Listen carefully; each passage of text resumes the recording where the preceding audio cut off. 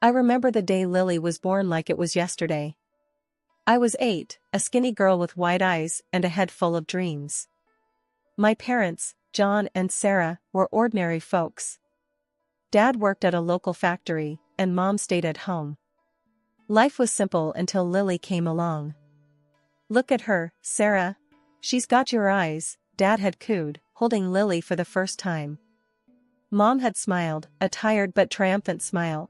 "And your nose, John." I stood by the door, clutching my ragged doll, waiting for someone to notice me. "Can I see Lily?" I asked timidly. Mom glanced at me, her eyes barely registering my presence. "Not now, Linda. Lily needs rest, and so do I."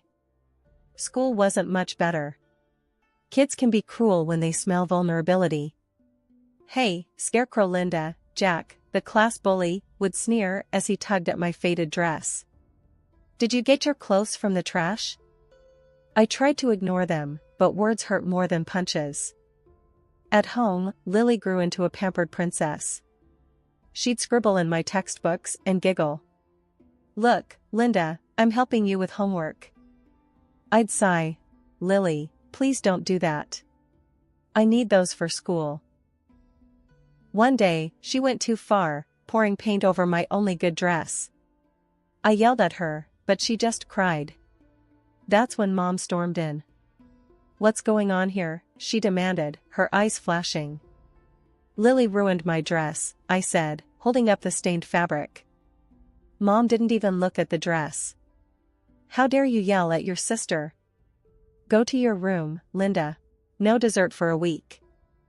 Grandma was the only one who understood. "Don't let them get you down, Linda," she'd say. Her house was my refuge, filled with books and love.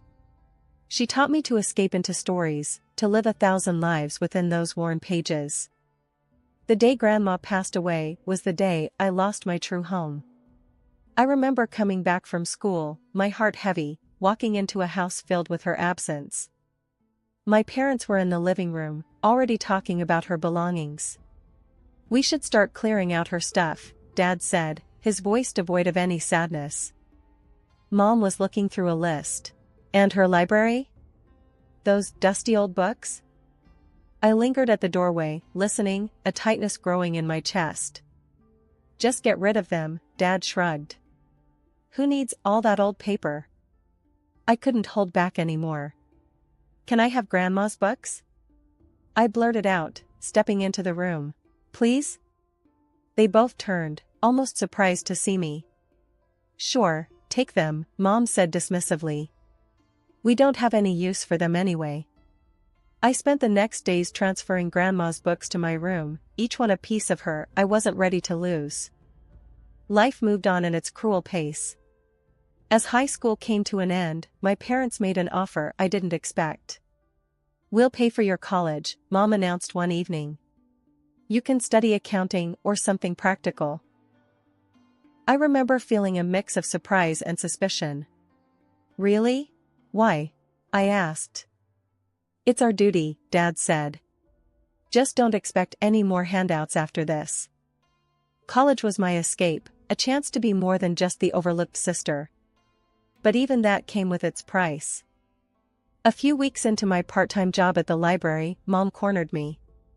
"You're making money now. It's only fair you start paying us back for your tuition." I was stunned.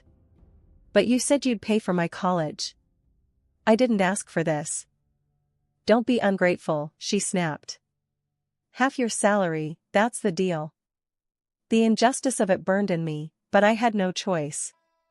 Half of what little I earned went straight into their pockets.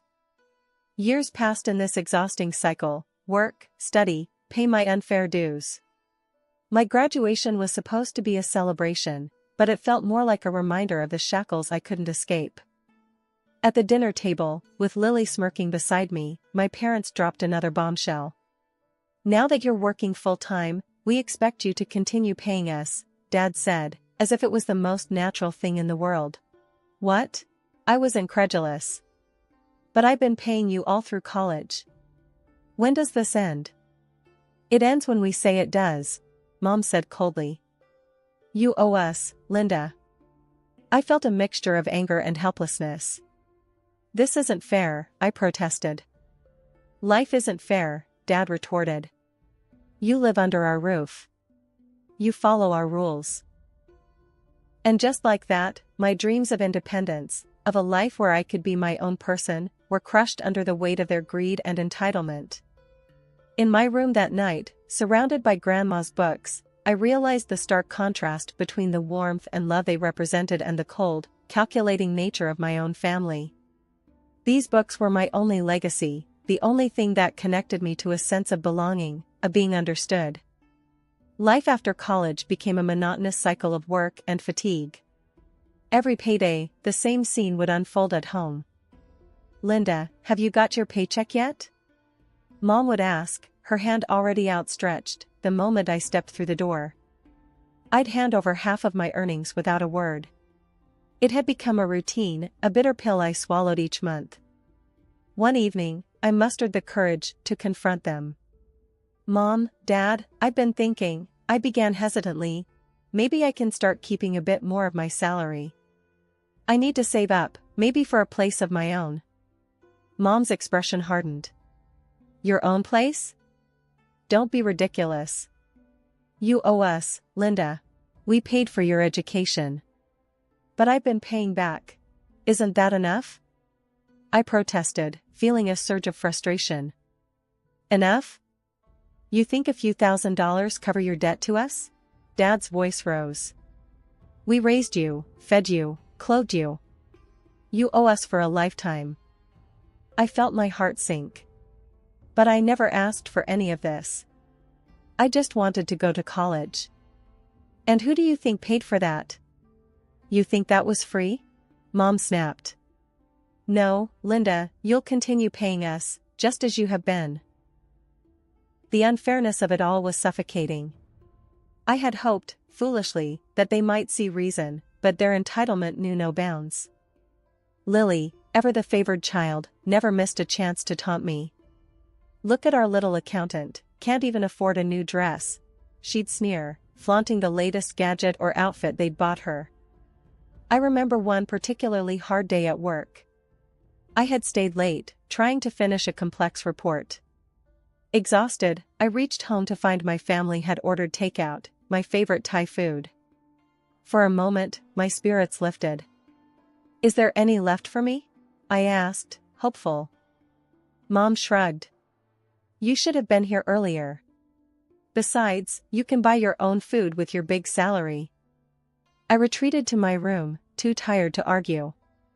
Dinner that night was a stale sandwich and a cup of tea. Alone in my room, surrounded by the comforting presence of my grandmother's books, I felt the full weight of the life I was trapped in.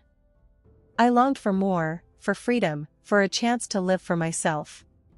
But every attempt to break free was met with guilt trips and reminders of a debt that I was beginning to realize might not even be mine. My life at home had become a ceaseless routine of work and servitude. Each day, I'd return from my job as an accountant, mentally drained, only to be greeted by the chaos of my family's demands. One evening, I came home to find the living room in a mess. Dad was lounging on the sofa, watching TV, while Lily was sprawled on the floor, surrounded by a pile of clothes. Linda, you're back. Finally, Dad said without looking away from the screen. Clean up this mess, will you? And start dinner, we're hungry. But I've just got back from work, I protested weakly, my shoulders slumping. Work? You call sitting in an office all day work? Lily scoffed, not bothering to lift her gaze from her phone. Try doing something useful for a change. Their words stung, but I was too tired to argue. Silently, I began picking up the clothes, my mind heavy with resentment. As I cooked dinner, the familiar sense of injustice gnawed at me. I was more than just their housekeeper, more than their source of income. But in their eyes, I was nothing more than an extension of their will, a means to an end. The next morning, I was met with another list of demands. Linda, take Lily shopping today. She needs new clothes, Mom instructed as I was about to leave for work. But I have a busy day at the office, I said, my voice strained with frustration. Oh, what's more important? Your job or your family? Mom retorted, her tone sharp. The irony of her words wasn't lost on me. My job was important only when it benefited them. Reluctantly, I agreed to take Lily shopping after work, sacrificing the little personal time I had left. At the mall, Lily flitted from store to store, her excitement in stark contrast to my growing despair. Isn't this dress cute, Linda? She gushed, holding up an expensive designer dress. Buy it for me. You owe us, after all. I looked at the price tag and felt a pang in my chest. Lily, this is too much. I can't afford this. Can't afford it? But you're the big earner in the family, she taunted, her voice dripping with sarcasm. Stop being so stingy. I bought the dress, my heart heavy with the knowledge that this was just another link in the chain that bound me to them. That night, as I lay in bed, I realized that my life had become a cycle of giving my time, my money, my energy, with nothing in return. I was trapped in a life of servitude, catering to the whims of a family that saw me as nothing more than a resource to be exploited. The day of my 30th birthday dawned just like any other day. I woke up early, hoping maybe, just maybe, this day would be different. That my family would remember and we'd have a small celebration, a moment of happiness. I walked into the kitchen where Mom, Dad, and Lily were already having breakfast. Good morning, I said softly. Dad glanced up. Morning. Make sure you're not late for work. I waited, hoping for more, but there was just silence. My heart sank. They had forgotten. It was just another day for them. I tried to hide my disappointment as I prepared my breakfast. The clock ticked away, each second a reminder of how little they cared. As I was about to leave for work, I mustered up the courage to remind them. You know, today is my birthday, I said, my voice barely a whisper. Mom looked up, a flicker of surprise crossing her face before it vanished. Oh, is it? Well, happy birthday. Don't expect us to throw a party. Lily snickered. Yeah, happy birthday, Linda. Maybe you can treat yourself to something nice with your big paycheck. Their words stung like 1,000 needles. I left the house, holding back tears, feeling more alone than ever. The day at work was long and tiring. When I returned home, I hoped maybe they'd have a change of heart. But the house was just as I'd left it. I found Mom, Dad, and Lily in the living room, ordering food from a fancy restaurant over the phone. My hopes dissipated like mist. Are we expecting guests? I asked, a glimmer of hope reigniting. No, just felt like ordering something nice, Mom said casually. You can join us if you want. I watched as they ordered dish after dish, my heart sinking with each click of the phone. Should I get the lobster or the steak? Lily mused aloud. You should get both, Mom encouraged. I stood there, a bystander in my own home. They hadn't just forgotten my birthday, they didn't care. I retreated to my room, the walls echoing with their laughter and chatter. I sat on my bed, surrounded by Grandma's books, the only gifts I'd ever truly treasured. In the silence of my room, I called my Aunt Mary, the only other person who had ever shown me kindness. She answered with a warm, "Happy birthday, Linda. How are you, dear?" Her words, so simple yet so full of warmth, brought tears to my eyes. We talked for a while, and she shared stories about Grandma, bringing a smile to my face. Then she said something that stopped me cold. You know, your grandmother would be so proud of you. She always wanted the best for you. That's why she left the money for your education. I was confused. What money, Aunt Mary? The money she saved up for your college. Didn't your parents tell you? She was so determined to give you a good start in life. My world spun. Grandma had paid for my college? All these years, my parents had lied, making me believe I owed them. I hung up the phone, my mind racing. The truth was a key, unlocking the chains I'd been bound with for so long. My parents had manipulated me, used me, all based on a lie. That night, I couldn't sleep. The revelation churned in my mind, a mix of anger, betrayal, and a newfound sense of determination. I couldn't let them control me anymore. I had to break free, to find my own path. The next morning, I confronted them. I know about the money Grandma left for my education. Why did you lie to me? Their reactions were a mix of shock and defensiveness. We did what we had to do, Mom said coldly. We're your parents. It's your duty to support us. Duty? You lied and made me your servant. I exclaimed, my voice trembling with emotion. Dad just rolled her eyes. Drama queen. You should be grateful we let you live here. That was the final straw. I was done being their scapegoat, their cash cow. It was time for me to take control of my life. The morning after my birthday was a new beginning. The sun seemed brighter, the air fresher, as if the world was acknowledging my resolve. I had packed my things quietly, trying to avoid any early confrontations. But as I was about to leave, Mom and Lily confronted me in the hallway, blocking my path. Where do you think you're going with those bags? Mom asked, her eyes narrowing. I'm leaving, I stated, my voice steady despite the pounding of my heart. Mom's tone turned pleading. Linda, you can't do this to us. We're your family.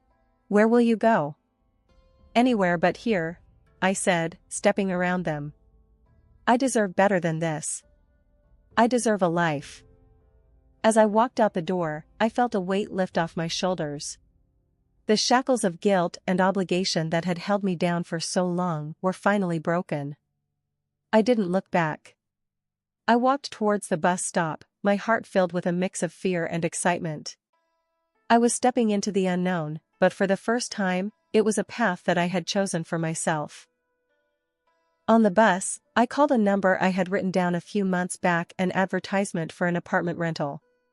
The voice on the other end was friendly and understanding. By the time the bus reached my stop, I had arranged to view the apartment later that day. The apartment was small, but cozy, a stark contrast to the coldness of my family home. As I signed the lease, I felt a sense of ownership and independence I had never experienced before. That night, in my new apartment, surrounded by my grandmother's books, I finally felt at peace.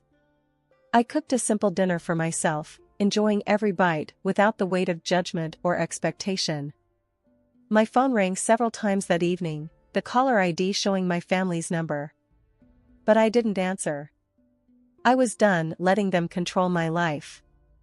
Instead, I curled up on the small sofa with a book, losing myself in a story of adventure and courage. It was like Grandma was there with me, her spirit encouraging me to live the life I was meant to have. In the quiet of my apartment, I made a promise to myself. I would live my life on my own terms, find my own happiness. I would no longer be the overlooked child, but a woman strong, free, and in control of her destiny. Settling into my new apartment was like starting a fresh chapter in my life. I had my own space, and for the first time, I could use my salary for myself. It was a revelation to realize how far my earnings could stretch when I wasn't giving half of it away to my parents and sister. I could afford good food, stylish clothes, and even indulge in a bit of self-care. One of my first acts of independence was giving myself a complete makeover. I got a stylish haircut, something I had always wanted but never dared to do. I bought clothes that made me feel confident and happy. Every morning, I dressed for work with a sense of pride and excitement. At work, my colleagues noticed the change immediately. Linda, you look fantastic. What's your secret? Sarah, one of my closest colleagues, asked me one day. Just enjoying my life and embracing the change, I replied with a smile, feeling a sense of accomplishment. But the most important thing I did after moving out was to take my grandmother's books with me. Those books were more than just literature, they were a connection to the happiest part of my childhood and a reminder of my grandmother's love. Every evening, after returning from work, I would make myself a cup of tea and curl up with a book from Grandma's collection. It was my way of keeping her memory alive and cherishing the love for reading she had instilled in me. Life in my new apartment was peaceful and fulfilling. I relished in the small joys, like cooking my favorite meals, decorating my space, and losing myself in a good book. The sense of freedom was exhilarating. One afternoon, as I was arranging my books on a new shelf, I came across an old photo of my grandmother tucked inside a novel. Tears welled up in my eyes as I held it. I knew she would have been proud of me for finding my own way. I placed the photo on my nightstand, a nightly reminder of where I came from and the strength I carried within me. My grandmother's enduring love and the lessons she taught me were my guiding light. As days turned into weeks, I found myself evolving. I was no longer the overlooked, burdened daughter and sister. I was Linda, an independent woman who had taken control of her life. I had a job that I enjoyed, a cozy home filled with memories, and the freedom to be myself.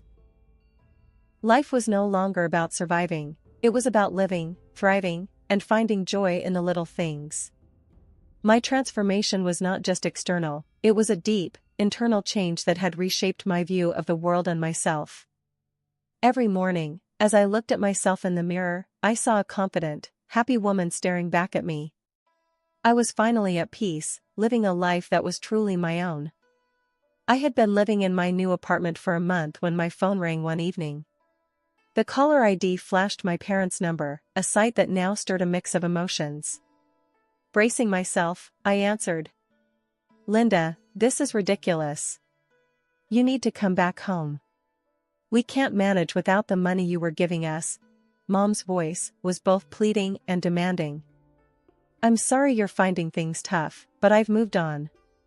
Maybe it's time you both looked for jobs," I suggested, trying to keep my voice calm. "How dare you talk to us like that? After all we've done for you?" My dad's voice boomed through the speaker. "I've done my part for years. It's time for you to take responsibility for your own lives," I replied firmly. Their response was a barrage of insults and accusations, but I held my ground. "I'm not responsible for your financial problems," I repeated before ending the call. A few days later, there was a knock at my door. Opening it, I found my sister Lily standing there, her expression one of expectancy. "Linda, I need money for a new gadget. Just transfer it to me like before," she said, as if nothing had changed. I couldn't help but laugh at the absurdity. "Lily, I'm not your personal bank anymore. You should try earning your own money." Her reaction was immediate and intense. She began screaming at me, hurling insults and accusations. "You owe us. You're just a selfish, heartless monster."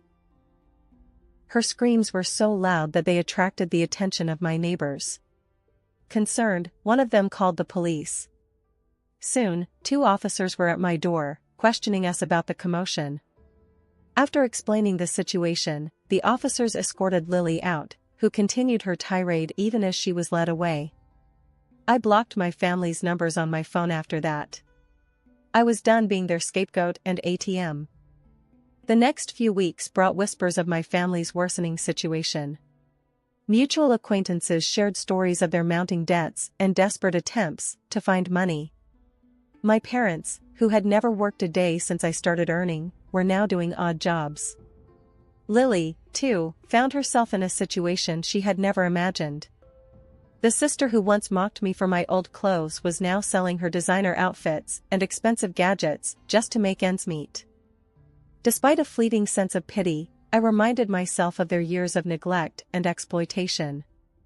They had chosen this path, and it was their responsibility to navigate it. In my world, life was blossoming. My job was going well, and I was enjoying my newfound freedom and independence. My apartment, once a distant dream, was now my haven of peace, filled with memories of my grandmother and her books. One evening, as I sat in my reading nook, a sense of profound contentment washed over me. The once overlooked and undervalued daughter had transformed into an independent woman. I had broken free from the chains of familial manipulation and emerged stronger.